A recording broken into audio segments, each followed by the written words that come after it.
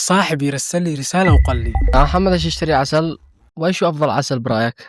ايش تتوقع أحسن عسل؟ وفعلا نزلنا السوق وسألنا أصحاب العسل عن أفضل عسل. خلونا نشوف إجاباتهم. الإجابة على السؤال هذا ما فيش إجابة كذا مباشرة، لأنه كل عسل أوجد الله له خواص ومواصفات معينة، فكل واحد يعتبر الأفضل في مجاله.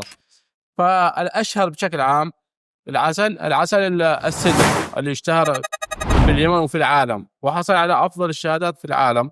السدر الدعاني حصل على الشهادة الأولى، والشبواني والعسيمي حصل على الدرجة الثانية على مستوى العالم. طبعا هذا عسل السدر، لكن لما تسألنا هل عسل السدر هو أفضل عسل؟ الإجابة ليست كذا. كل عسل متميز. كل عسل متميز. على سبيل المثال في عسل اسمه السدر الوصابي، يعني ترتيبه في السوق أقل من هؤلاء، لكن أنا أعتبره أنه الملك غير المتوج في عالم العسل. ليش السر؟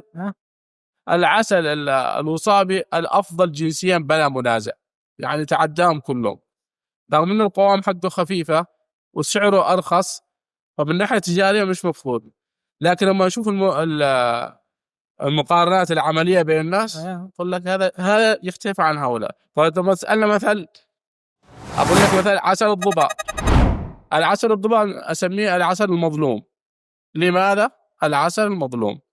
لأنه هذا العسل عندما ترعى النحلة على الضبع ويحطوا لها السكر مستحيل تعيش مع مستحيل، ما في أي فرصة أمل أنها تأكل سكر. طيب بالنسبة لفوائد هذا العسل، هذا من أفضل العسل لالتهاب الجهاز التنفسي، خاصة الجهاز التنفسي السفلي من الحلق والصدر. الموضوع الثاني المعدة، مريح للمعدة خاصة اللي يعانون من جرثومة المعدة.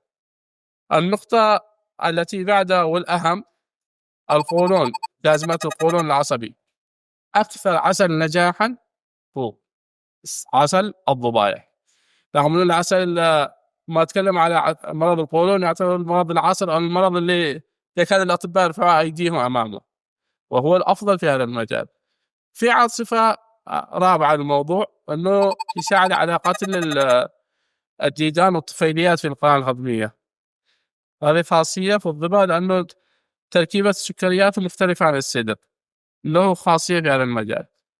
والصفة الخامسة والأخيرة العسل المرغوب عن الأطفال، واللي يفضلوه دائما لمن يكون في اختيارات للأطفال خصوصا الصغار يكون أفضل. أفضل عسل القلب السدر.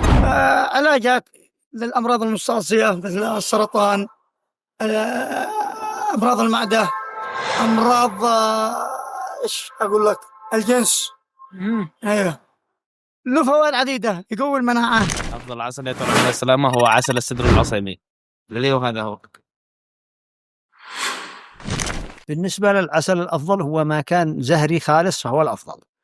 إيش قصدك بزهري يعني؟ يعني بدون تغذية سكرية. إذا كان العسل رحيق زهري خالص فهو الأفضل، سواء السدر أو السمرة أو حتى التنوع الزهري.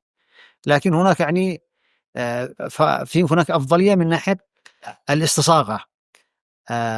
غالبا المستهلك يسترد أو يستطيب عسل السدر لمذاقه، يعني تفضيل في الأكل. أما بالنسبة للعلاج فكل العسل الزهري الطبيعي بلاد.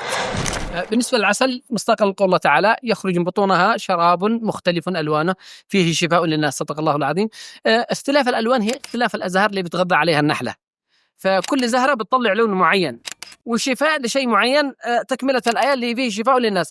فبالنسبة للسدر، السدر موسمه دائما شتوي حار، بينفع دائما للمشاكل الباردة، بننصح فيه لمشاكل المعدة، للقولون، لارتفاع الضغط، مناسب جدا. لأن الحلا التركيبة الربانية الحلا فيها جلوكوز، عكس العسل السمر اللي هو الشوكي الصحراوي، هذا موسمه دائما في الصيف. ينفع الأمراض بشكل عام حارة، ينفع مثلا المشاكل الباطنية، مشاكل الكحة، البلاعين، حتى أمراض السكري ما ينفع السكري، لأن الحلا فيه فركتوز، سكر وأحادي سريع الامتصاص، عكس الجلوكوز بطيء الامتصاص.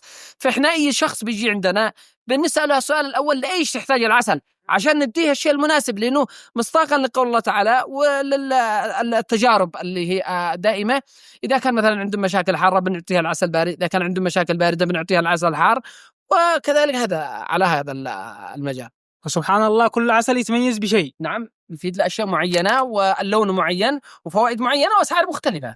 طيب، بسم الله الرحمن الرحيم. أولا العسل فيه شفاء ذكر في القرآن الكريم، وثانيا هو أنواع العسل، منها اللي هو السدر، الذي هذا النوع اسمه السدر، هذا اسمه السمر أو الطلح يسموه، وهنا المراعي الجبلي، يعني في مراعي جبلي ومراعي تهامي، هذا أهم أنواع. وباقي عسل اسمه السلام، باقي عسل أنواع ثانية، لكن أهم العسل هو السدر الذي هذا يأتي بعده عسل السمر، وبعدين عسل المراعي. طبعا السمر هو طعمه أقل جودة من عسل السدر. السدر يعني طعمه مذاقه وفائدته أكبر، والسمر يأتي بعده كدرجة ثانية علاجيا، ينفع المرضى الصدر، اللي عندهم الكحة، ينفع للمعدة، للقولون، للمدخنين، نظف الصدر. هذا هو السمر، علاجيا مفيد جدا. حتى الذي عندهم فيروسات الكبد، اللي عندهم مثلا فجعة، صفار في الوجه كذا، بيستخدمون اللي هو عسل السمر، فهو مفيد جدا.